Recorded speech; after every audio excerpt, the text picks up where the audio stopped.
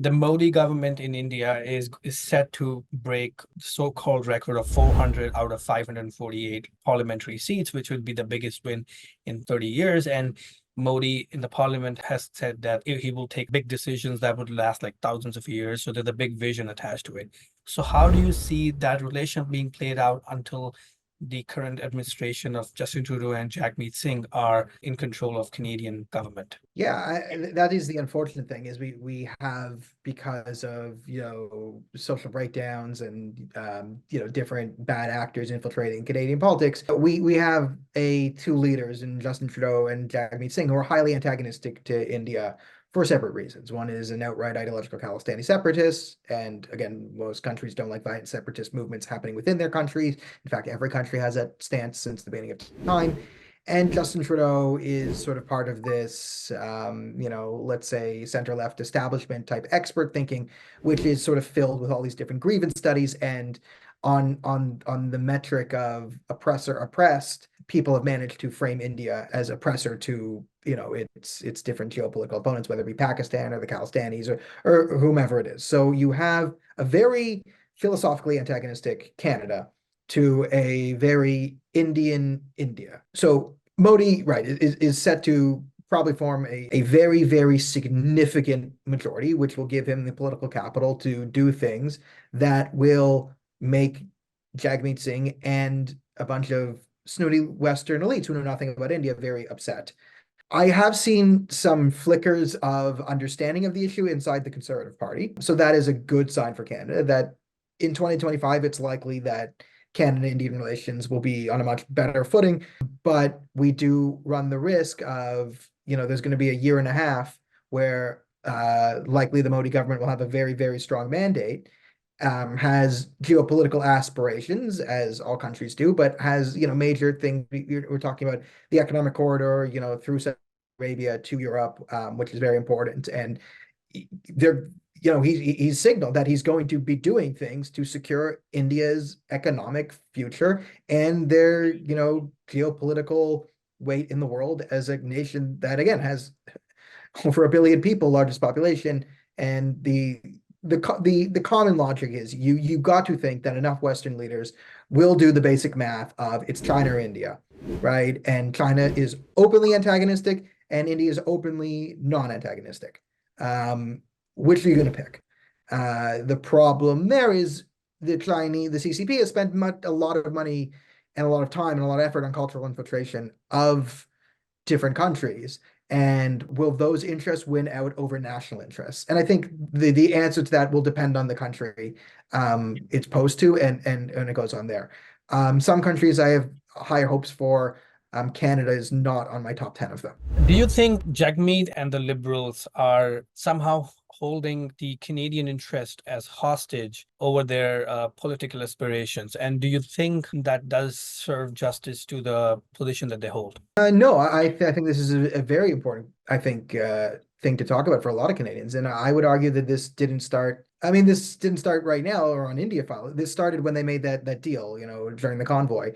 The deal that Justin Trudeau and Jagmeet Singh entered into was a Faustian bargain where they benefited politically both individually, and they used their position as leaders of the parties to whip the party, go together. And the bargain is Trudeau essentially gets safe and stay in power until 2025 because he's deeply unpopular. If the NDP had a spine, they'd call an election and show their political might and hit the Liberals and gain more political leverage in a failing Liberal Party, and maybe they'd be the opposition to the Liberals and then go back into that and build their party. But they're not doing it, and Jagmeet gets to stay in office and he gets to push his own radical nonsense. He has some pull in this alliance, and this India spitefulness is likely close to his heart. And he gets stay until 25 and gets a pension there, so he gets to rack up those leadership things. He can go. He gets to another election cycle. He gets his check for life, and then he can go on and do other things, to be a representative,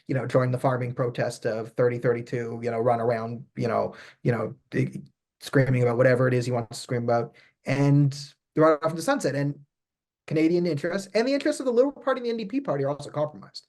So it's not just Canada's undermining.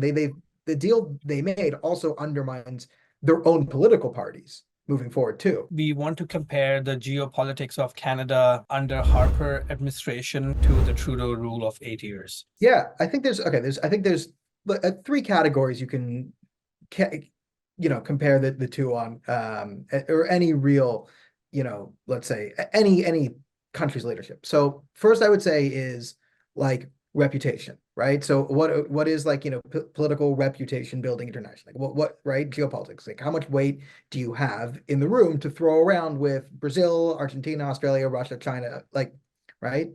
And the other thing we would be is like, okay, well, what is the actual political philosophy coming out of, whatever administration, right? So who are your friends, who are your allies? What are you doing, right?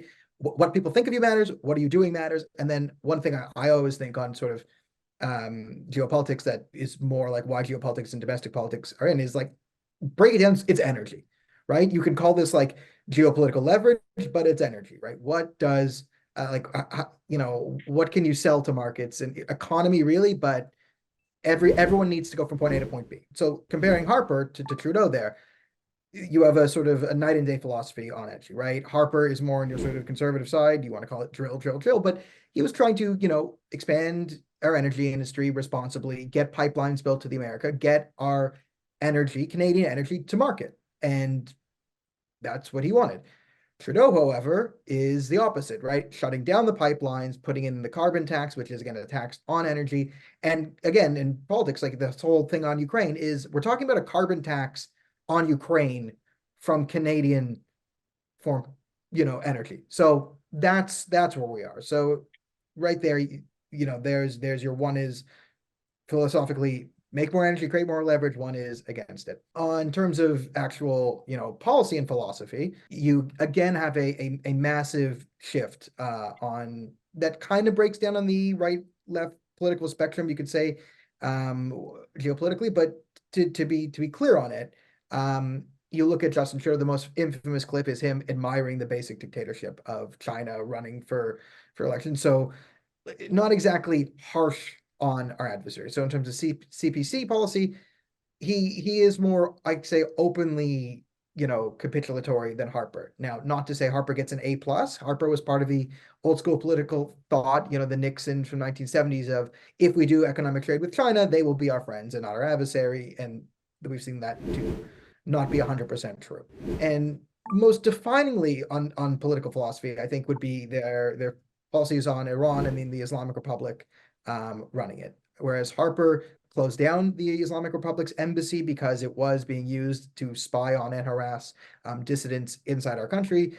Trudeau campaigned on reopening the embassy and has been very capitulatory to the IRGC and promised, was forced to promise to list them after they, did stuff in 2018. They've never fulfilled that promise. So in terms of Middle East foreign policy, they're sort of on opposite ends, and you see the Liberals being much more fickle on their support of Israel than the Conservatives are. Infamously, a couple of months ago, we've somehow added India to our list of geopolitical adversaries who should not be adversaries. This is, the sort of antagonistic sense to Western values and the sort of pro-Western values give you, different standing in the West, which brings us to our third topic here, which is reputation. So when you do not back your allies and you capitulate your enemies, not only do your enemies stop hating you, but they don't stop. Your allies stop trusting you. So, we've all seen the clips of Trudeau getting ignored and like the Brazilian president back in the day, like not looking at him. And what is Canada's weight? Like Trudeau's big push to get himself a UN seat a couple of years ago fell flat. His whole international reputation. This goes into the blackface stuff and the scandals and the dancing around in India. And in comparison to Harper's reputation is actually quite good. Friend of mine in National Post today wrote an article, and he's a former political prisoner, political refugee to Canada, and he chose Canada because of Harper's moral standings. He said to Vladimir Putin, I will shake your hand, but you have to get out of Ukraine. Back when they started the first Crimean War, technically this war started back then. So again, there's a very big shift in reputation for the two. Do you think where the current administration in Canada is aligned to the current administration in the US? And do you think that's a good thing for Canada? That's number one. So I understand the argument because it is true that the Liberals are kind of in alignment with the Biden administration's view on foreign policy, which is true. They're very appeasement focused. And you could say this is good for Canada to not be out of line with the Americans, but as you see, this is also damaging the American. The Americans are taking huge reputational hits all throughout the Middle East. Failure to deal with the Houthis. Running away from Iran and Syria, giving them a land border to Lebanon. There's a loss of reputation by going along this philosophy. So you can argue that, hey, America's doing it, we're just following suit. I would say, Trudeau was doing this under the Trump administration. So if Trudeau's philosophy was just to go in lockstep with the Americans, whatever they do, and play little brother, I would point you to the years 2016 to 2020, which he did the exact opposite. And we saw that have negative effects. So I would say it's more accurate to say my criticisms or general criticisms of Justin Trudeau and Joe Biden's foreign policy apply equally to both. They are both internally and externally damaging, even though they happen to be similar. I would say that the foreign policy establishment is run on magical thinking. And the second question is about how do you think, is Pierre's campaign different than Harper's campaign? And are we going to go back to the place where we were back in 2015? So this is a question that's sort of impossible to tell in the moment. And you could be technically true by saying, hey, they're walking into different geopolitical situations. A lot has changed in the last 10 years. So of course, by nature of there being an update on the world situation, the policy will have to match the year 2025 rather than the year 2014. The other thing is, people don't really release their policies until they get to running, and you do not campaign very hard on foreign policy if you want to gain election, right? If you're smart, the Conservative Party is focusing on time, economy, healthcare, domestic issues. That's what people really vote on. But having foreign policy is also very important, and it will be outlined more in detail when we get to the official election, which is when you can get a more concrete analytical answer of like where they actually differ from Harper. But I don't think it will be too much because a lot of the signaling from the Conservative Party is sort of the return to normalcy, and there is a sense, I would say, they're giving off that yes, Harper was better than Trudeau, so we will use that as a model. What do you think is the rule of law, the peace and governance under the Harper administration and under Trudeau administration? Yeah, this is the sort of the ultimate question of how does Canada feel about what's going on, right? We define ourselves as peace, order, and good governance. Like that is the promise of Canada. So on the good governance aspect, this is the ability to be seen as competent, right? And Harper, for all his faults, was never seen as a buffoon. His criticisms were, yes, too stodgy, regressive, gay marriage, marijuana legalization, not progressive enough. It was never, I don't trust this guy to turn on the oven to the right temperature. That was never the question of the Harper government, right? They once spent $16 on an orange juice, and that became a scandal because, that was the level of scandals that were coming out of there. Not to say there wasn't anything in 10 years, but we have Orange Juice Gate compared to SNC Lavalin. So on the good governance, there is now a growing sense. The tired of Harper was maybe on his too authoritarian side. Yeah, there was talks about Bill C-50, and this was a bill which would love to have right now. I think everyone would want it now, where if you're not a resident of the country and you're openly supporting a terrorist organization, you can be deported, right? If you immigrate to this country and you support violence or terrorism against this country, you're like, I want to join Al-Qaeda, I want to join ISIS. You can lose your citizenship for that. Like if you can be deported. Like you're not a citizen. You could be deported if you join ISIS. Hello.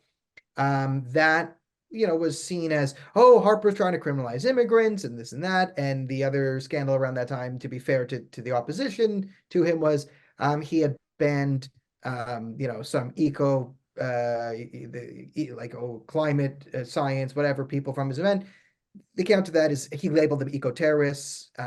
These would be the people, screaming, throwing paint on stuff, gluing themselves to things. Is that going too far? Is it more than reasonable to ban these people from your campaign events? That was the thing. So on the law and order side, Harper lost for being seen as too law and order at the time.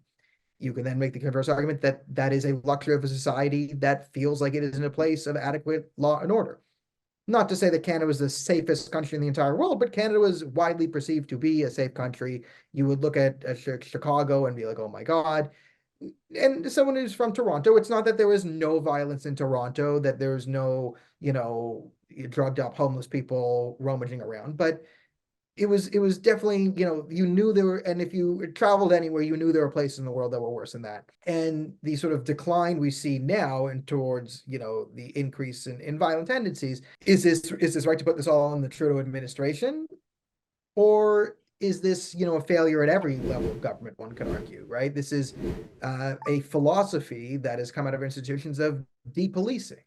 Right? You can say that the Trudeau government literally did bow down to this ideology during the Black Lives Matter when, COVID didn't apply for 2 months, and Trudeau literally came and took a knee there. And he said, okay, we give in to this sense that we need less police are the problem. We need depolicing. This has definitely been the ideological shift in the last 10 years. So you definitely see it from the Trudeau government.